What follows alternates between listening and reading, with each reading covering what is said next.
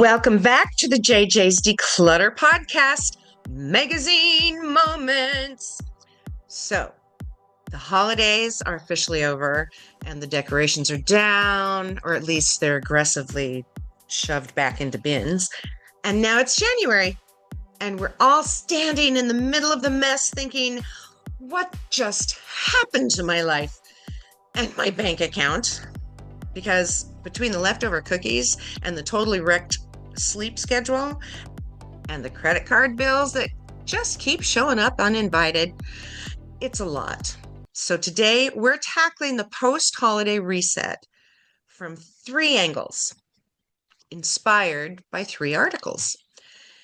Your overstuffed pantry, your wallet, which is currently crying quietly in the corner, and your completely destroyed routine.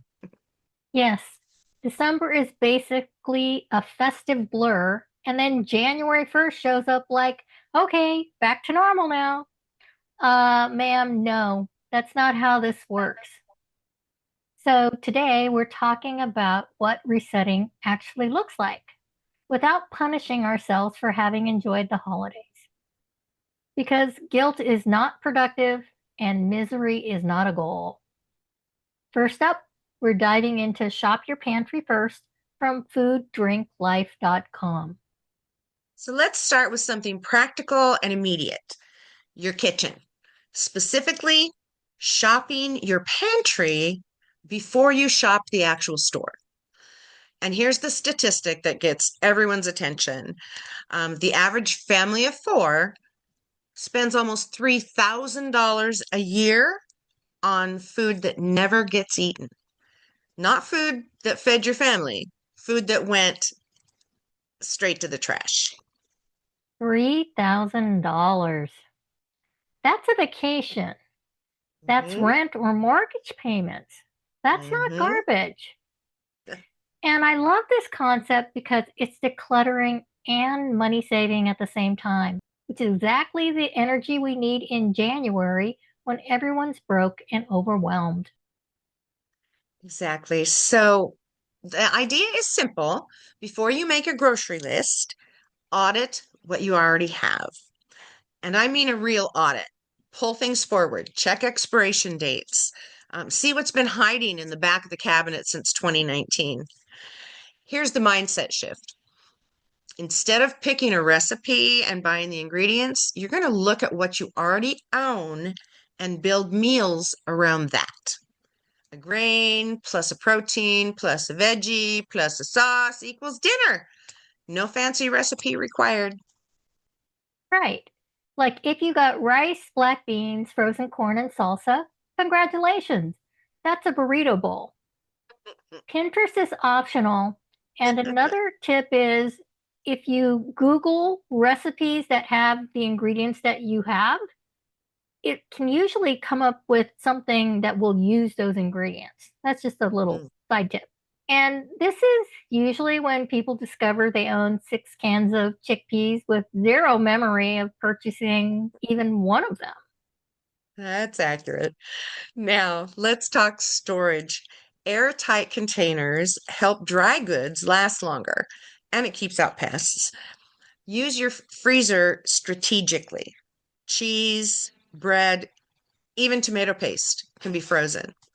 My favorite tip, create a use first bin. So anything that's opened or close to expiring goes in there. It's a visual reminder to finish what you already started instead of opening something new. And can we backtrack a little bit on the tomato paste thing? Because freezing it in ice cubes or flattening it in a freezer bag and breaking off what you need is genius. Because we all only need 1 tablespoon and the rest turns fuzzy by the next week.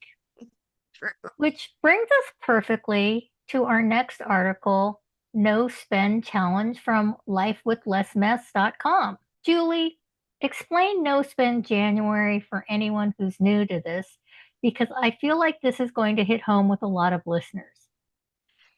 I think so too. No Spend January is exactly what it sounds like. Spending as little as possible and buying only necessities. And it works because December is basically a financial free-for-all. Gifts, food, parties, travel. And then January shows up and you're surrounded by stuff, but your bank account is empty. I feel personally attacked, and we're only 5 minutes in. But honestly, the benefits go way beyond money. It stops impulse spending. It forces you to use what you already own. And my favorite part, it completely stops the flow of new clutter into your house. Yes. And it's better for the environment too. Now, here's your key. You make your own rules. There is no spend January police. Common rules look like this. No coffee shops. Groceries are allowed, but shop the pantry first. Delete Amazon. Turn off notifications. Do what you must. Well, that's kind of harsh. I know. Delete Amazon, but Amazon is absolutely a danger zone. Um, what about clothes and eating out? No clothes. I promise there will not be clothing emergency in January. And you want to know how I know? I wear clothes. You're dining out. You decide. Some people cut it out entirely. Some set a small budget. The goal is intentional spending, not mindless drive-through decisions because you're tired and you want the toy in the McDonald's Happy Meal. And gifts, because January birthdays are still a thing. But it's the December birthdays that are most important. And you want to know how I know? Because my birthday's in December. That's how I know they're important. But birthday spending is absolutely allowed when necessary. The point isn't deprivation, it's awareness.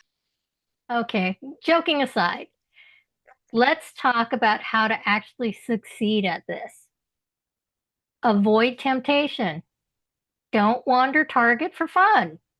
Oh, Keep a keep a wish list instead of impulse buying. Find an accountability buddy and find free entertainment. So go to the library, go on walks, try game nights, and online grocery shopping and pickup deserves a standing ovation. it really does. That small fee that they charge you, it saves you from impulse purchases, it saves time and keeps you on your list. It is worth it. And one other little thing I want to say about that is when we had COVID, I was literally doing the online shopping for a bunch of our customers, and which I just loved doing. But the feedback I got was that they really saved a lot of money by Yeah. intentionally ordering what they knew they would O- use. Only on what's on your list. Yep. Yep. Okay, what about people who stock up in December before no spend January? That's not the point. Plan ahead for known expenses, yes, but panic buying 6 months of snacks, no. Now let's talk about the blog article from zennutri.com regarding how to transition back to normalcy after the holidays. Because even if your pantry and spending are under control, your daily schedule is still a mess since the holidays completely destroyed our routines. Oh, this is real.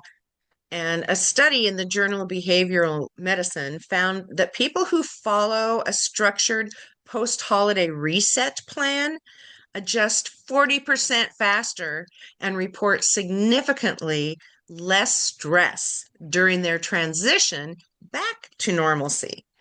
And the key word here is structured, not rigid, not punishing, but structured. You need anchor points in your day. For example, start small and pick a few key activities you'll do at specific times every day. Maybe it's your morning coffee at 7 a.m., a midday walk at noon, or an evening wind down routine at 9 p.m.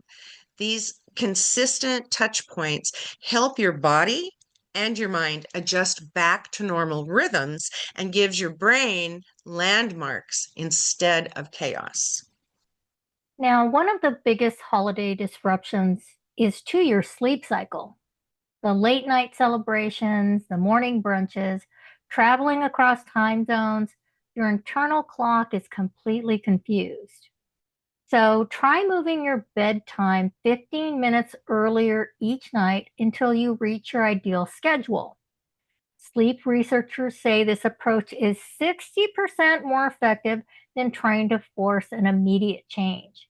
Your body responds better to incremental changes. And create a peaceful bedtime environment. Maybe some natural sleep support. Definitely no screens for the last hour before bed. And let's talk about getting back on track with eating after treating December like calories magically don't count. This is not the time for extreme resets. No juice cleanses. No, I'm only eating kale for the next 30 days. Your body isn't asking for punishment. It's asking for balance. So hydration, real food, and steady nourishment will take you much further than harsh restrictions, which only add stress to an already difficult transition. Post-holiday fatigue is a real thing, both physically and emotionally. December asks a lot of us, and when January shows up, your body doesn't need punishment. It needs recovery. And the best way to resume exercise after the holidays isn't jumping into intense workouts of guilt. What helps is gentle movement, a short walk, light stretching, moving your body in ways that feel supportive. Exercise should feel like care, not consequences. So, emotionally, many people experience a holiday hangover. That quiet sadness when the excitement fades and it's suddenly just Tuesday. That's completely normal. Staying connected during this transition matters. A walk with a friend, a phone call, something to look forward to.